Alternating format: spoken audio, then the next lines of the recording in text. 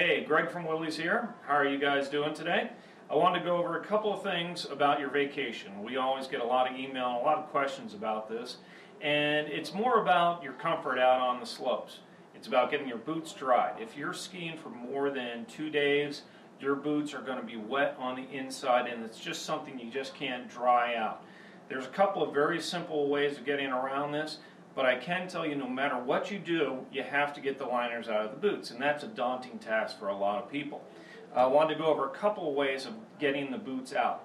The problem is that no matter what, with any boot, you've heard about leaky boots and that kind of stuff, there are seams and there's snow out there, and somehow, some way, there's going to be some water on the inside of the liner, or inside the shell, between the shell and the liner. The best way to get your boots dry is obviously taking them out, but people don't understand how easy it is because it's usually shoving something in. This is my son's boot. It's a little bit more difficult because it's a smaller throat. Let me show you how easy it can be. This is what you want to do when you're on vacation. Okay?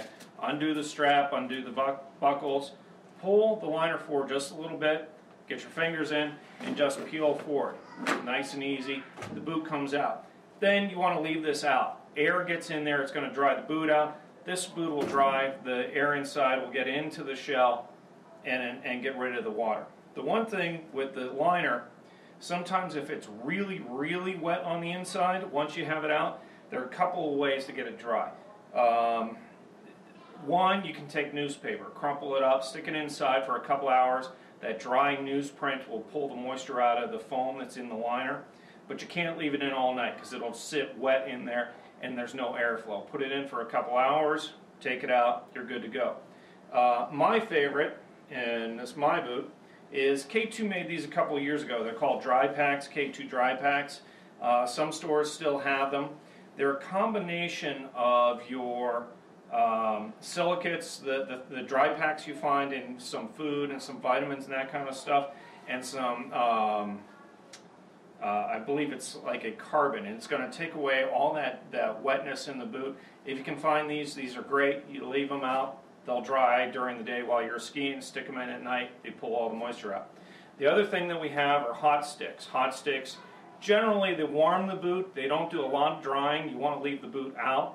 But for the mornings, when you want to warm the boot up, get ready to go, the hot rods are awesome. Okay. Now, for the more important part, getting the boot back into the liner. Getting it out is pretty easy. Getting it in is really easy as well. What you're going to want to do is put your fingers the whole way to the front, hold it in like this, and then we're going to pinch and crush the heel. Really simple.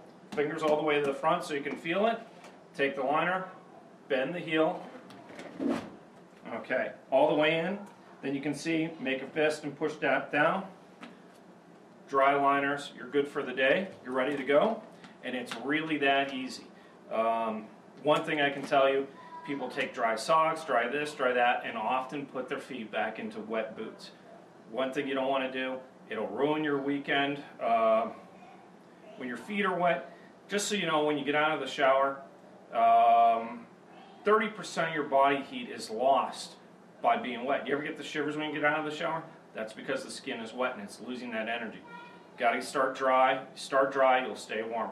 So anyhow, that's the simplest tip for your vacation. Guys, have a great time. Thanks a lot, and we'll see you next time.